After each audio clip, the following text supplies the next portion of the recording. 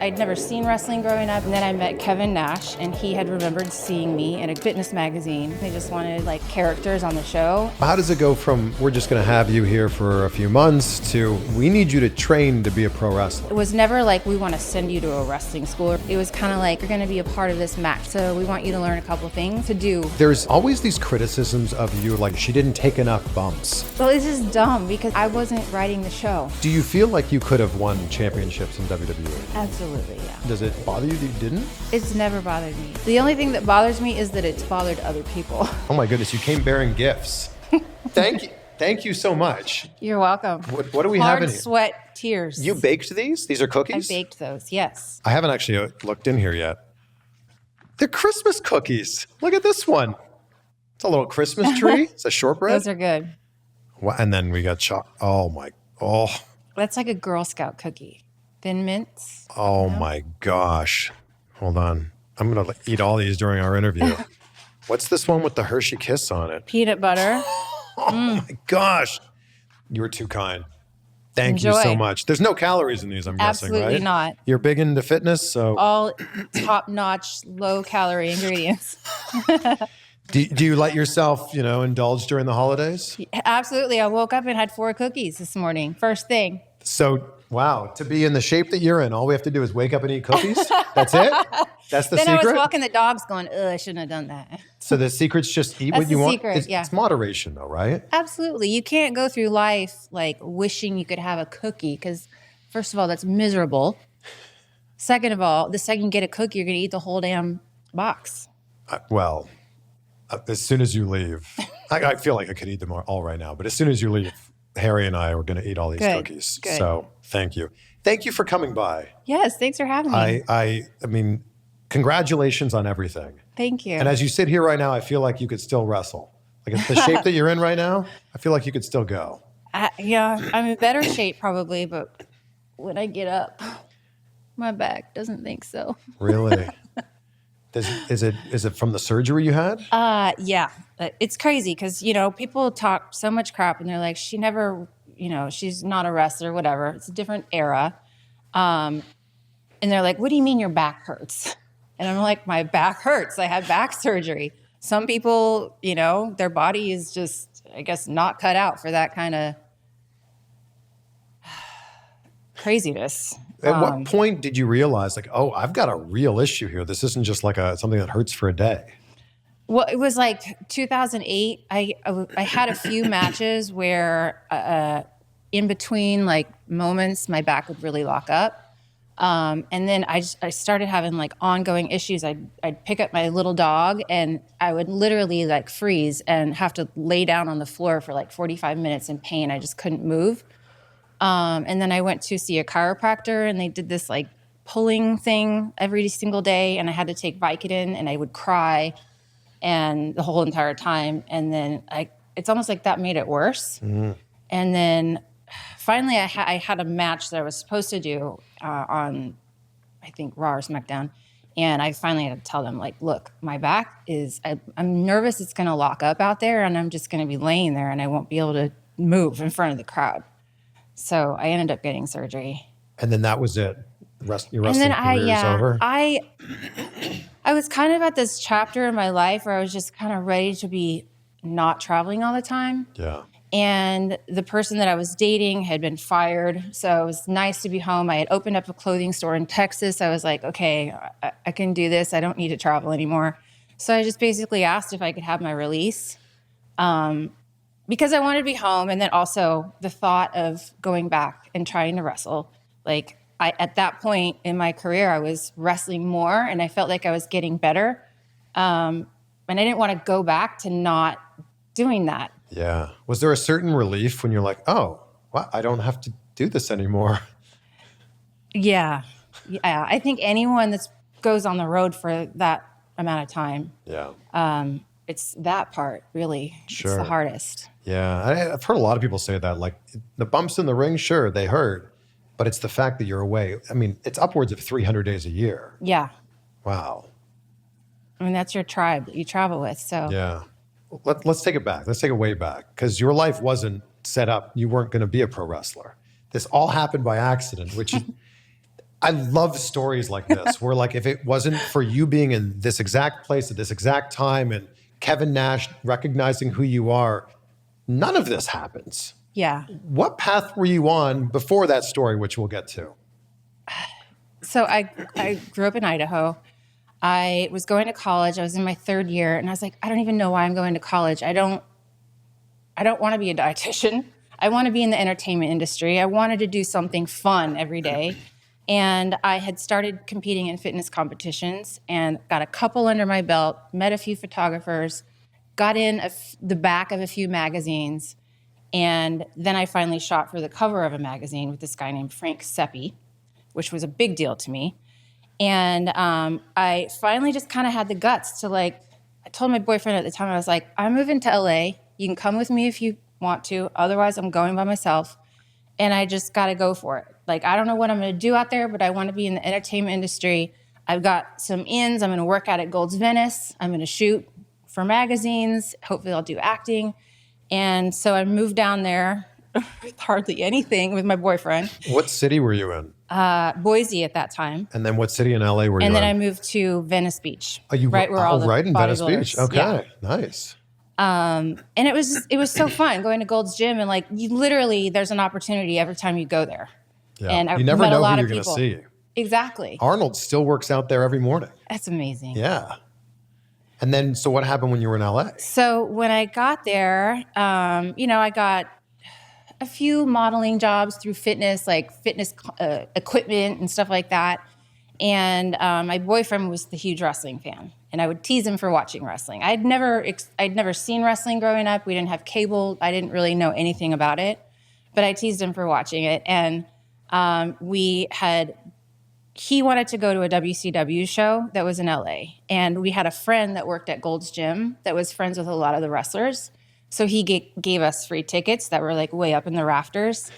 And back then, you don't really have cell phones to connect. So we were up in our seats, and I remember our friend came up and he was like, hey, do you guys want to go backstage? And my boyfriend was like, hell yeah. And so we went backstage, and I met a bunch of wrestlers, took pictures with Goldberg and Rey Mysterio. Didn't know who they were, but I was like, these guys are impressive, right? Yeah.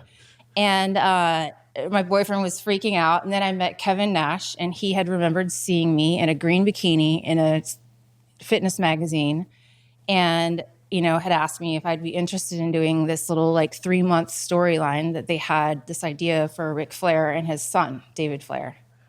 And I was like, sure. And I had actually started working with an agent that was also Hulk Hogan's agent. So there was a little bit of a tie-in right there. So he kind of knew the ropes. And, at first I was kind of well, I don't really know what I want to do in the entertainment industry, which is why you have to be very specific with your dream, right? Mm-hmm. Or not. Worked out well. Vague goals get vague results, right? Yeah, exactly. So, at first I was kind of I don't know, I want to be an actress. And then this, I was broke, and this opportunity came, and I was like, shoot, I could travel a little bit. That's all I really wanted to do growing up, was see the world. Yeah. And it just, that thing just kind of snowballed so fast. I had no idea. And at that time, people at the airports, they could just, there was no really security. Remember, you could walk up to the gates, and I remember walking, getting off a flight to go to a show that I was just doing backstage stuff at the time. And all these guys were waiting when I walked off the thing, and I was like, this is crazy. And it just, it snowballed. And then they offered me a contract, and I was like, yeah, I dig this. I could do this. It was such easy money. And at that time, my agent had gotten me this crazy deal that got me a lot of heat also. Sure. Unknowingly. And I never even thought about wrestling at the time. They just wanted valets and characters on the show. And this is also the time of the Nitro Girls, so it wasn't it wasn't far-fetched to do that. Right. to be on the show but not wrestling. Yeah. There were almost very few girls that were wrestling at that time. Quick time out from this conversation because I need to tell you about Mud Water. If you're a coffee drinker, listen up. Mud Water is a coffee alternative with 4 functional mushrooms and only a fraction of the caffeine of a cup of coffee. You get natural energy without the jitters and without the crash of coffee.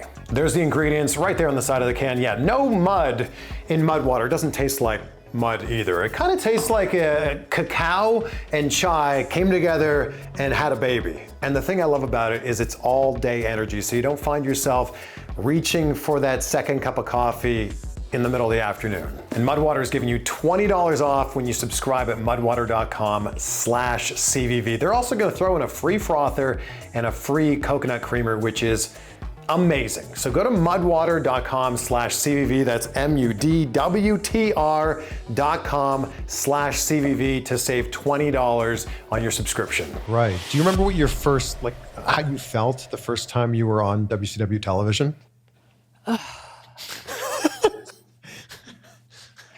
Yeah. It still pains you. I can go right back to those, that fear. The first many weeks that I did that I was on the show, they would fly me in and I would just do these little skits that were really bad acting, by the way. And then they would air them. And the first time I went live, it was I was kicked in the gut, just so nervous. I'm not a natural performer or I'm not the girl that walks into the room hey guys, it's me. So it was definitely a learning curve. So was it just a character that you could just turn on? Yeah, it's I don't know. I feel like there's a version of ourselves in every character, but the biggest thing that I was just trying to dig for was pushing past that fear and looking like I know what I'm doing and just trying to be bold and fearless. For not knowing anything about wrestling, what was the thing that surprised you the most about that world? Oh man, there was a lot. One of the scariest things for me was being backstage when you don't know that industry and you're walking through the hallways and it's just all these it's super intimidating. Sure. And, I remember seeing Scott Steiner and he was just yelling. And it was just weird. It was just, and then on top of that, I had no idea that you were, the etiquette was to walk up to everybody as the new person and shake their hand and look in their eye and introduce yourself. Yeah. But I was so shy that I literally just wanted to slink away and hide. So I was getting heat for not being friendly, but I was just really wanted to hide under a rock. And you're I don't even know what heat is, I don't know this world. That was much later that I realized. Yeah. When did you start to get comfortable? Never. Not even Never. at the Hall of Fame speech? Never. Oh God, no. No, I got more comfortable maybe when I was in WWE. I think when I probably was around 2003 when I had storylines and I still wasn't comfortable. It was just, it became a little more fun. And backstage, when you know everybody, it's just easy and fun.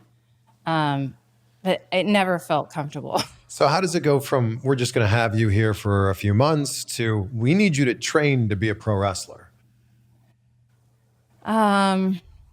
There was a time in WCW where they were we want some of you girls to go down to the power plant just for 2 days and learn how to take bumps. Not to wrestle, but just how to take bumps.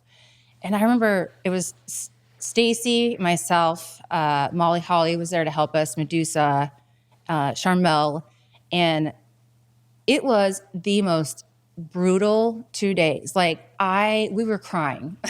We were crying. We felt like we were in car wrecks. They filmed something for E, I think it was, and we literally were what is going on? Why do we have to do this?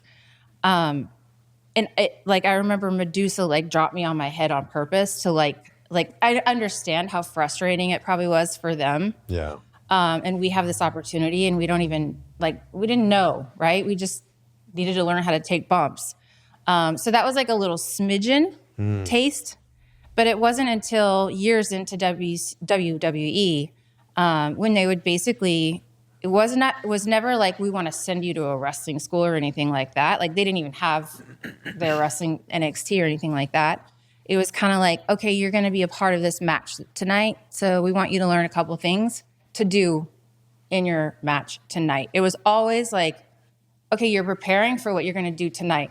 So you can see how, like, if someone has years of experience, that's great. Sure. But like, when you're just learning a couple moves to do in a match that night, and you're like, I better not fuck this up because I don't know what's going to happen. Like, literally, if you forgot one spot, you're screwed.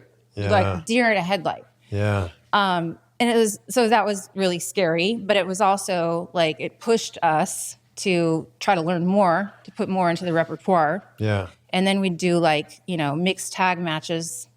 So we'd get a little bit more time in the ring. Sure. But, you know, it was just, I was thinking this morning when I was thinking about coming here, and I was like, it's just interesting because back then there was no like blueprint for women in wrestling. We didn't really know what exactly we were there for. Like the entertainment, the TNA aspect, like cute, bring the femininity into it. But you didn't have like these women that you saw wrestling every week. Yeah. And here and there, you saw some that were kind of paving the way. Victoria, Trish began that too. Yeah, Lita. But it was such a different era. Like, and it's so funny watching clips back 20, 25 years later, where it's like, all the announcers are doing is, look how hot she is. She's so sexy. That would not fly now. When did that start to shift? Not when I was there. Yeah, like you were so, I mean, how many bikini events were you part of? I would never be able to count. Bikini contests, bikini matches. Yeah. And they were all like mortifying. People don't realize, like, I went out there and owned it the best I could and pushed through the fear. You owned it. But it was mortifying. Like there were times when I remember specifically a house show that I was in this like bikini showdown with like Dawn Marie and Sable and someone else. And I was standing in the corner watching one of the girls dance in the middle and literally fighting back tears. Like, I cannot believe I'm doing this right now. Like, because it was just like, it got to like a raunchy point, you know? And I'm like, I don't want to be a part of this. But that was also my job, like my job. Yeah. And you knew at that time, this is what you'd signed up for. Yeah. But it's changed and it shifted, I feel like, so much. That was also the Playboy era, right? Like, it wasn't unheard of for so many of you to be part of that world as well. With all of this stuff that you were doing, did you ever feel like you could say no? No. Really? No. There was twice that I could remember that I like, first of all, like a major people pleaser. So to say no to people is really hard, even if it's someone, you know, I'm recovering from that. But like, you're recovering people pleaser? Recovering, kind of. Well, with these cookies here, you have pleased us, so thank you. There was one time when I had a thing with Sable where like Vince wanted me to come out with the paint on my boobs like she did. Yeah. And I was like, no, I can't do that. Which it ended up being nearly nothing anyways. And another time was when I did Playboy. Vince wanted me to do like a pay-per-view, also a video. Oh wow! And I was like, ooh, like, and that one was very hardcore pressed, and it was really hard for me to say no. But I like absolutely didn't want that. Was it difficult for you to agree to doing Playboy? That part was no, because I thought like it's photos. It's like I know it's gonna look good, and it's Playboy, and like I hadn't. To be honest, this is gonna sound real dumb, but I hadn't really even thought about the fact that I was kind of gonna be nude because Playboy was such a popular magazine, and I was like, this is gonna be awesome, right? Yeah. Playboy parties, all that. Like literally, it wasn't until I was landing on the plane to go to the shoot that I was like, oh shit, like there's gonna actually be other people in the room, not just me and the photographer. And it was like it was kind of a closed set, so there wasn't more than like maybe 6 people, and I always had a robe, but in between shots, I was always like, this is so weird. And you did 2 of them, right? Yeah. So there was the one where it was just you, and then one with you and Sable. Which one was the most best-selling one of all time? Probably both. Evidently, when you're on a cover with two women, never sells as much as one. What's the thinking behind that? I don't know. Oh, We thought it would be, Of course. It's Torrie then Wilson we learned and Sable. later. Oh, huge mistake. But we were fine with it because it was just an opportunity for us to do it again and get another great payday. And I think also it introduces you to a whole new audience too. Like I'm sure you have people that are fans of all the stuff you've done outside of wrestling. Yeah. And because Playboy is just this huge global brand. It is. And I also feel like, talking about the era of wrestling, that just all fit in with what was going on at that time. Yeah. Do you still keep in touch with Sable? No. Haven't talked to her since she left WWE. Do you keep in touch with anybody since leaving? Yes, I keep in touch with Stacy. Stacy has this beautiful family. She does. Wow. Yeah. I don't feel like she does anything in wrestling anymore. No, she doesn't. Yeah. Now, every once in a while, I get a text from her like, hey, have you ever done this signing? And I'm like, I don't do that many myself, but no. And do you know who this person is? Like, she says she's going to think about doing signings, but she hasn't done them. Michelle McCool, Candace, Victoria, Charmel, Trish.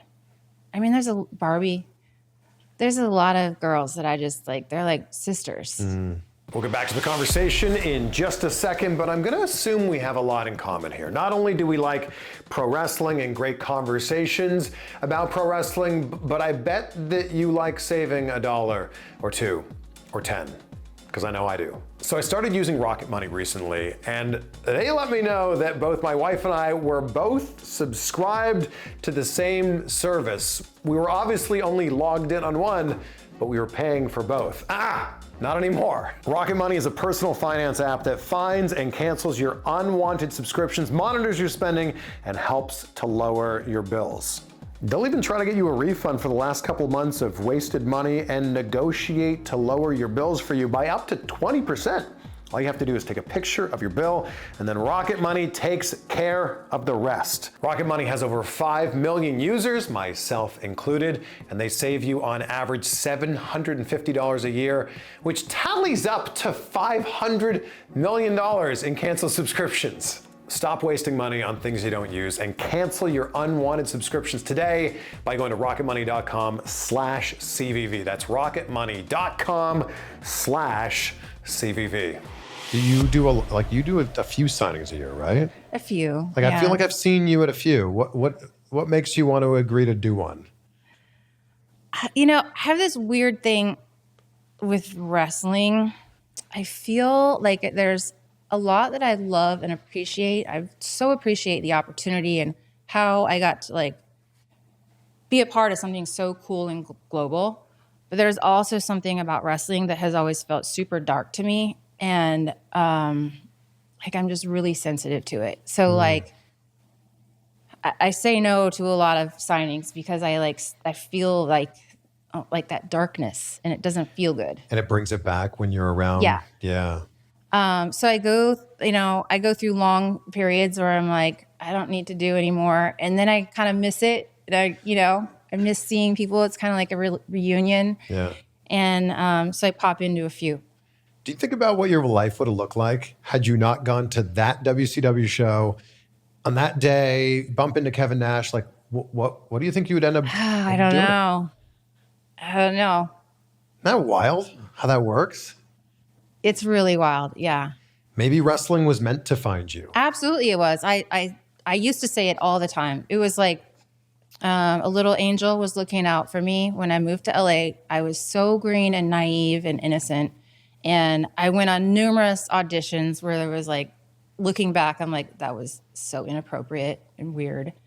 Got a couple little commercial jobs. I never know what would have happened down that road, but just knowing how innocent I was, I feel like that world is a lot worse.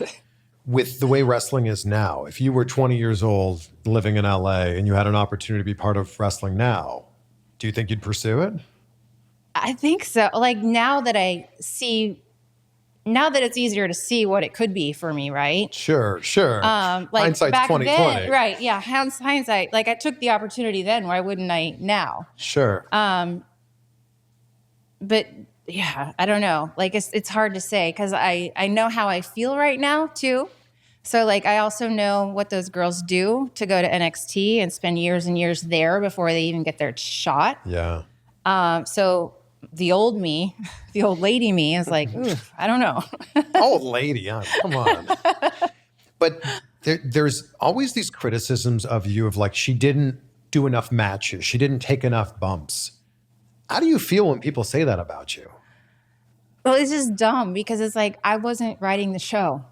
Yeah. I wasn't putting the matches together. Like, I definitely know that when I was, Fit Finley was amazing putting matches together and just trying to make us look the best he could. Yeah. And I often would ask him if I could please get thrown into the stairs or like crazy, not crazy things, but like, I just really wanted to get hurt. Yeah, there's this like baseball slide into a chair, like it's some part of your Hall of Fame reel. And I'm like, oh my gosh. stuff like that. So like I wanted to do more of that, but it was I was like laughed at. I'm never going to win over the naysayers, and I don't need to. My ego doesn't need to be stroked to be told that I was like the greatest wrestler of all time. I know I wasn't. I did my best. You are a Hall of Famer though. Like, and like, can't believe there's actually any naysayers of you. You're like the sweetest person. And your career speaks for itself. I feel like I saw this online. Is it true that you had a hand in designing the WWE Divas Championship? No. Oh, someone started this rumor online. Do you feel like you could have won championships in WWE? Absolutely, yeah. Does it bother you that you didn't? It's never bothered me, no. The only thing that bothers me is that it's bothered other people. Oh, Fans. Sure. They're like, you should have. And I'm like, but that title that someone determines outside of the match doesn't define who I am. Yeah. Right? And the fact of the matter is, like, there are people that won titles that people don't remember. There's a lot of that. And there's also a lot of people that people think that they won titles and they don't remember that. And you're right. None of this really seems to matter. When the transition was happening from WCW to WWF at the time, were you worried, like, what's going to happen to me? Yeah. Yeah. I mean, I try not to worry too much. I try to like trust that like whatever is meant for me is going to be for me. I love that. I had started dating Billy Kidman when I was in WCW. So when, everything kind of went down, like I still had that connection to him. And I had actually moved to Tampa to move in with him. And he had a meeting with Jim Ross. And I can't remember if Jim Ross asked him or if he said, do you want to meet Torrie? And so I ended up going to that meeting and meeting him after. And he immediately asked if I was interested. But like I was kind of thinking that maybe the wrestling thing was over because WCW had started to had fallen apart, and I didn't really consider that WWE would want me. And you were so like a tried and true WCW personality, and there was this like struggle at first, and I'm exactly what I'm talking about when the invasion angle happened and WCW talent were being featured on WWF. There were a lot of people that were like, I didn't watch Nitro, so I'm not familiar with these characters. You somehow won people over so quickly. Yeah, I don't. I think it was a combination with Stacy. I don't know what it was. Maybe it was just the fact that we were like these two Bopsy twin girls that didn't know. Maybe that was part of the allure. We didn't really know. We were kind of. I feel like we were a little bit of a breath of fresh air. And there's something about just the way that you were presented on TV, like, and it truly is who you are. Like the girl next door, you're so kind and you're so nice. I feel like they were able to present that well on WWE as well. I guess. I think there's an awkwardness that I presented a lot. Like, I just always felt awkward. Like, they always put me in this position to be like sexy, and I never felt that I was sexy. Like, it sounds stupid, but like Billy, my ex-husband, Pete, like would make fun of me. Like, you're the hottest dork I've ever met. Like, you're literally like, I couldn't dance. I was offered them all the time. They would ask me to dance in the ring in my bikini, and I just always felt awkward. And when I see things back, I'm like, there is definitely an awkwardness that you can't deny. And I can't help but wonder if maybe that's the part that won people over. I feel like that's endearing. Like, I don't know, this like shyness about you. I feel like it was really endearing for fans. How awkward was the stuff with your father?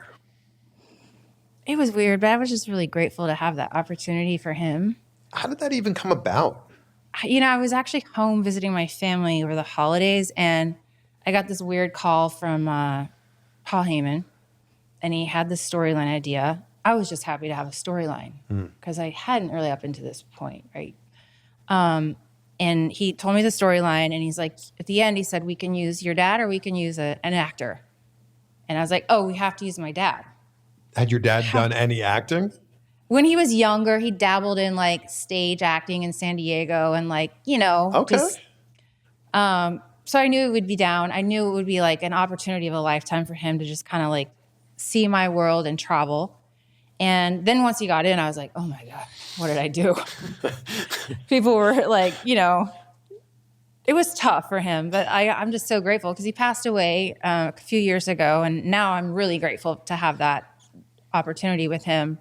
But he did, a lot of crazy things. One time he actually was at the TV hotel and Vince went out to his limo and he asked Vince for a ride in his limo to the arena.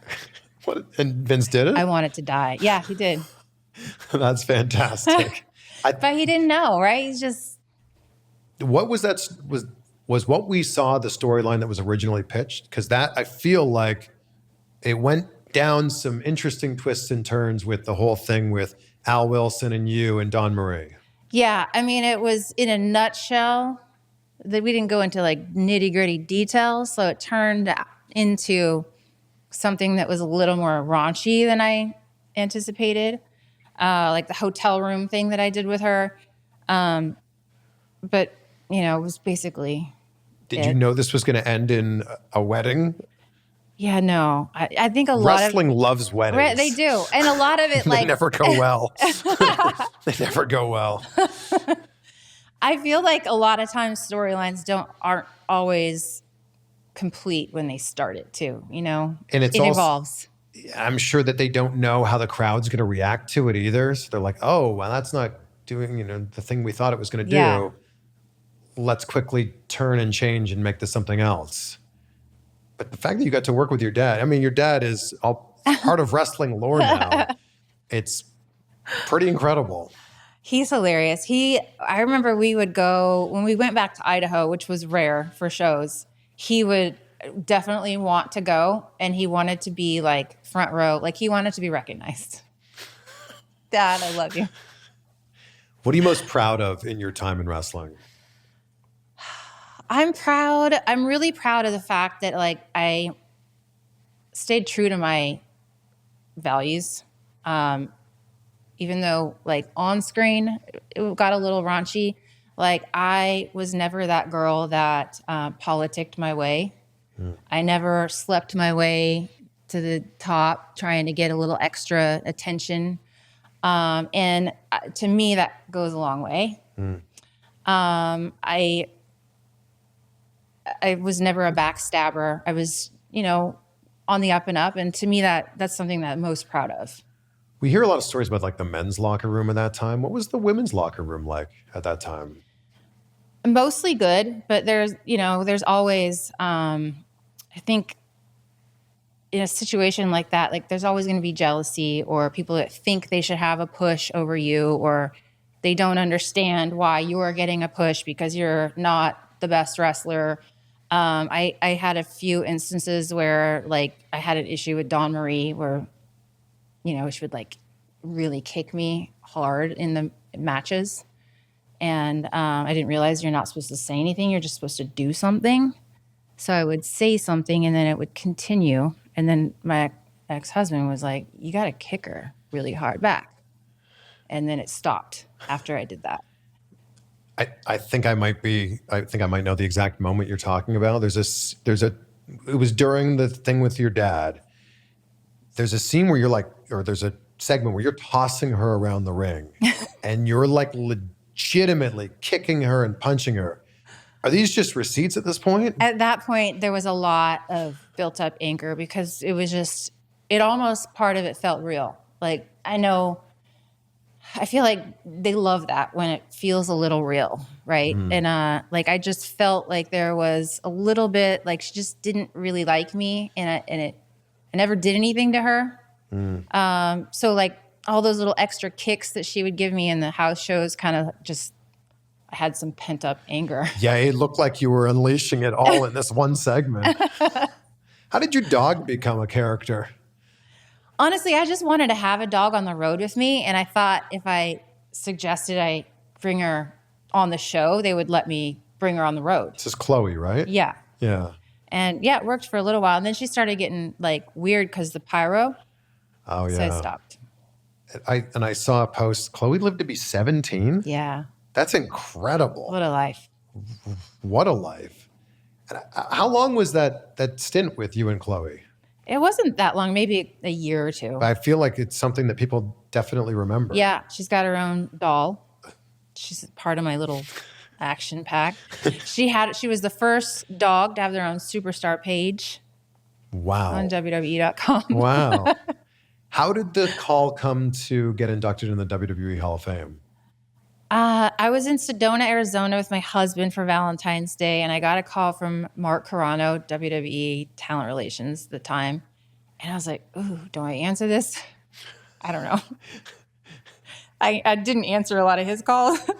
And so I answered it, and he was like, hey, how you doing? And just a little small talk. And then he said that they wanted to induct me. And I was just, honestly, I was shocked. Like, I never considered that I would ever be in the Hall of Fame. Like, I feel like I was just so removed from that world. Like, I wasn't thinking about, like, do I need to be in the Hall of Fame? So for me, I was just more, I didn't realize how much I would appreciate that gesture from them until they called me.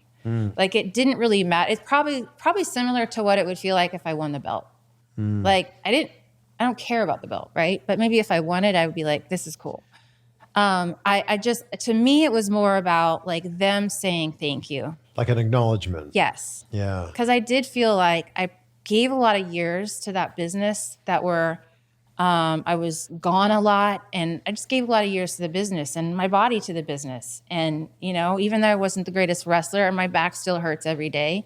And I never got like a great exit. It was kind of like I went home to fix my back, and then I got surgery, and then I called and said, I don't really want to come back. So there was no like farewell.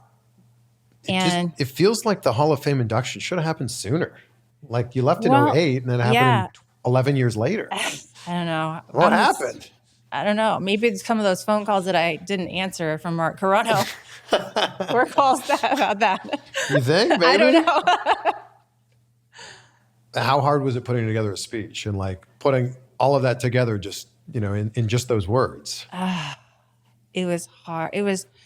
Because I had been I think being removed from the wrestling industry and growing up, like just growing more as a person helped me look at it in a different way, so that even when I went back for like, the Royal Rumble, there was a sense of confidence and fearlessness and like not worrying about judgment as much that I didn't have then. Like I saw it differently. I just feel like I'm a better athlete too. But then at the same time, I had never really gotten on the mic that much when I was in wrestling. And so I felt like this was my chance to like prove to myself and prove to the powers that be that I can talk on the mic and I can, get my shit together. And I really just wanted to have a great speech, and I wanted it to be an ode to the fans and my journey. Did they let you choose who inducts you? They did. Oh. Yeah, that was a special moment. Yeah, yeah. And I feel like maybe because it was 11 years later that you're able to like encapsulate your career better. Like you're able to zoom out a little bit and go, oh yeah, these are the moments. These are the highlights. These are the things that made me me. It's taken a long time. Like I didn't watch wrestling. I didn't want anything to do with wrestling for many years after I left. Mostly because I just had like a certain amount of like PTSD from like being so vulnerable out there and feeling like I was put in this kind of like raunchy role that wasn't me. And I felt like judgment from people. Like I felt like people looked down on me for like just stuff that I did, the bra and panty matches and all that. So like I just wanted to shut that door. And for many years I didn't watch. And it wasn't until they called me to do like the Royal Rumble that I started to kind of catch up. And then I got like really into it, like more into it than I ever was when I was wrestling. When they called you for the Royal Rumble return, were you like, absolutely yes? Absolutely yes. Yeah, it was like a no-brainer. But my first question was, can I please, I want to train. I want to go do something awesome. And it was like, yeah. And then, no, yeah. So it was like, we trained like right before we put something together, but it was, some people are really good at like just making sure that when they go back, like it's laid out perfectly, right? Yeah. And they get their big moments. Like I don't know if I just don't fight for myself enough and I'm just like, okay, well, all right, I won't. So it wasn't what I thought it would be, but I was really just happy to get out there and be remembered. I was so scared that people wouldn't remember me when they came out. No. That was my biggest fear. Really? Did you get to train at all before that? We did, yeah. That we had like a day before. Like we flew in. I know. Well, yeah. Were you scared there would be some ring rust? I mean, it wasn't like, yeah, no. Because I feel like I'm a better athlete now. Yeah. And it wasn't like I was taking bump after bump and like feeding and all that stuff. Yeah. It was like a mess of girls in the middle of the ring, and it was more about the entrance and the exit and a few moves in between. Yeah. Would you do another Rumble? I think so. I don't know. I feel like, I mean, you look like you could go. Oh, thanks. I don't know. I feel like you stopped aging several years ago. How did this happen? It's happening at a rapid rate. No, it's not. You've got a big birthday coming up, and a little. We don't need to say the number, but how do you feel about that? I don't. It's less about the number and more about like how I feel. How do you feel? And look, right? Like we all want to look good. I feel good.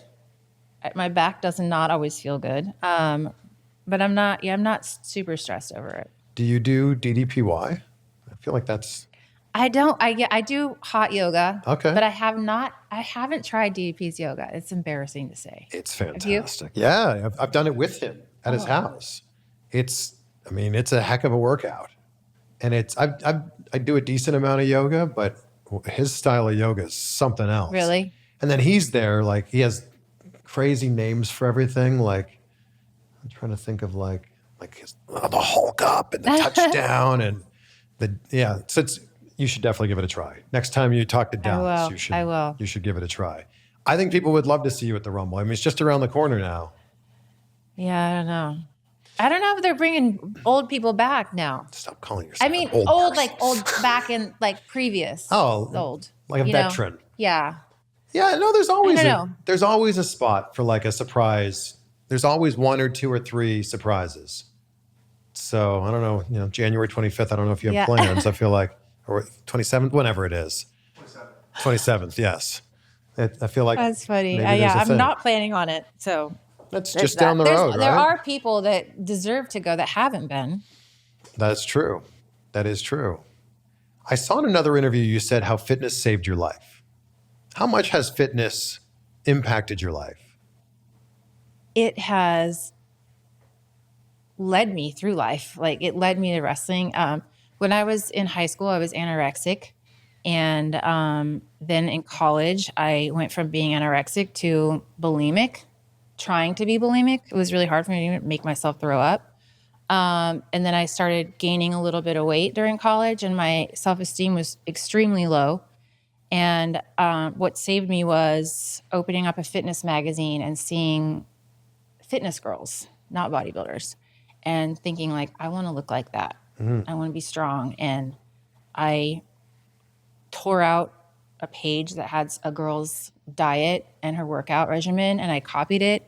And after a few months, I started to see like baby muscles. And I'm like, oh my gosh, this actually works. Like if you're consistent, it works. And it was so cool to me to see that the progress. So I signed up for a fitness competition that was like 6 months away to make myself have a goal. And I was like, you can either embarrass yourself or show up like ready, right? Yeah. And at that first fitness competition, I met some photographers and got, in a couple magazines. And if it wasn't for that, I wouldn't have been in a magazine that Kevin Nash saw me in, and I wouldn't have been led to wrestling. Wow. What do you say to someone who wants to work out? And I think there's a lot of people that get very scared about the idea of going to a gym. Oh my gosh, I've got to do this for an hour, 5 days a week. What do you say to someone who's just dipping their toe in and would just like to get into a little bit of better shape? I think the worst thing we can do is put the pressure on ourselves to be perfect at something, because then we never start, even if it's wrestling, right? You just do it. And even if it means like 10 or 20 minutes, there are so many workouts online now that you can literally figure out what you're going to do before you go in there and copy something when you go to the gym. It's not about like hours and hours at the gym. It's just about just showing up for yourself a few minutes a day. And that's really what life's about, showing up for yourself. Yeah, I think there's a lot of people that are intimidated and don't realize that like going for a walk today would be a huge step in the right direction, pun intended, but like just doing something, moving your body around. Yeah, and the benefits for mental health, I mean, that's really my why now. It's I can't imagine a sedentary life where I don't get outside and see the trees and breathe the fresh air and get my endorphins up. What's like a workout look like for you right now? I do yoga twice a week, hot yoga. Okay. I lift weights 3 to 4 times a week, about 45 minutes to an hour-ish. And I love stairs. So I just mix it up. You running stairs? Not running stairs, like just Like a climbing Stairmaster? stairs. Yeah. Okay. I remember JR telling a story about you would run stairs at the arenas. This would be your, like, was this just cardio? I loved Was it it. a warm-up? I've always loved doing stairs. So yeah, I would do So you would get an to an hour arena. of stairs. An hour? Yeah. So you'd get to the arena on TV day and just hit the stairs? Yeah. I mean, on TV days, there's a lot of like lull time. Yeah. You could go crazy, like wondering, like, what do I do with myself? And so, yeah, I just lace up and be an example, right? Would you run the whole arena, the whole stadium? All the way around, up and down. Wow. And that would take about an hour? Yeah. Well, that's impressive. hard. I don't think there was probably anybody else in the roster doing it. I don't. Would you recruit people? Would you be like, hey, I definitely Stacy, would let's try. do it? Yeah. And they would say, you're crazy. I'm not doing Yeah. that. And so I think sometimes I would get people to come out there for a little bit. But usually they thought I was crazy. At that time, I was like training for a marathon too. So people really thought I was crazy, I'm sure. How many marathons have you run? Just one. One and done? Many half, just one full. I know there's like I've only done a half. I haven't done a full. But my friends that have, they're like, there's a moment at like mile 20 where you're like, what am I doing? I don't want to do this. What was your experience with it? That was it. Like during the practice run, like I loved running, and I had the whole regimen. I got Marathon for Dummies, like followed it to the T. And then when I got to the practice run of like 20 miles, I was like, this shit is, I think I did the most I did was 18. And I was like, I got 26, but I can't, it's so boring. Yeah. But I think I over prepared because during the race, I was so worried about hitting that wall that I had my strongest last 2 miles were the strongest of the marathon. Oh, that's funny. When was this? When did you run it? Oh gosh, years. It was in Miami. It was when I was 30 because I was like, I'm so old. 30, I got to run a marathon. Do you think there's like an overarching life lesson that you have taken from wrestling that you still apply to your life now? Oh, absolutely. And that is just pushing through the fear. I think everyone has a certain amount of fear in their lives, fear of failing, fear of looking stupid, fear of like just sucking, right? And we're all going to fail it to some degree, but you can't do anything unless you push past that fear. And in wrestling, I was so fearful. Every time I would go out there, I would be like, especially if I had a match, I'd be like, why the hell am I doing this to myself? Like, I can't, like, this is too much. And then I'd go through the curtain, I'd finish, I'd come back, and I'd be like, oh my God, that's the best high ever. That was so fun. But like, literally, if I would have listened to the person before the match saying, why are you doing this? You need to quit. I never would have experienced that. And like, there's just something to be said about anything in life. Like, I just think it's okay to look stupid. Like, that's part of the reason why, like, people want to talk crap about me being a wrestler. And I'm like, I actually went out there and did it. Did you? Like, I wasn't going to let people tell me, like, you can't do this because you're not a good wrestler or a good athlete. And, you know, I share some of my yoga journey on social media, and it's like me sucking at yoga. But, like, I'm hoping that by doing that, I'm inspiring people to kind of, like, suck at something and be okay with it, and then to see the journey of, like, getting better. What was it that made you push through that fear? It would have been really easy to sit there backstage and go, I'm not doing it. I'm gonna believe that voice that says I can't do it. I just wanted to do something cool and exciting and big. Like, wrestling was big. Like, this was, for me in my little town of 2,500 people in Idaho, like, I just wanted to be something big. Like, I just wanted to get out into the world and, like, be a part of something, right? I didn't know what that was, but, like, I just knew this was a huge opportunity. And it scared the crap out of me all the time. But when you go out there in front of a crowd, like, you got two choices. You can go out, so you're going out there, right? You're already there. You're going out there. You can look really stupid by, like, acting like you don't belong there. That's even worse. So you just got to push and go. Or you can own it, right? Or you can own it. And even if it sucks, like, own it. The interesting thing about coming from a small town and then moving to LA is there's a lot of people, I live in LA now, there's a lot of people that move to LA just to get out of the small town, and then that's it. They don't, like, take the steps of, like, okay, now I'm in LA, now it's time to get to work. The fact that you put in the work, it wasn't just like, I gotta, move to LA, I gotta escape my small town. You put in the work, which then led to the opportunities, which I think is a huge lesson for people to learn from. Yeah, I think very often, I feel like more than ever, we want to be the best at something, but we don't want to show people that we're, like, on our way up. And for me, like, I didn't know what my end goal was, but I knew that, like, I loved fitness. I loved doing photo shoots, and I knew that there was an opportunity in there for me to, like, get my name out there. And I had no idea what that would lead to, but it was a great stepping stone. And I think people just need to remember that. I think people need to remember that, like, it's not always the finished product, right? Or sometimes you're seeing the finished product. Sometimes you're seeing Tom Brady with 6 Super Bowl rings, but you're not seeing all the struggles along the way. The fact that you're opening up now about these struggles along the way, I think makes people go, oh, wow, if Torrie could do that, I could do it too. If I can do it, you definitely can.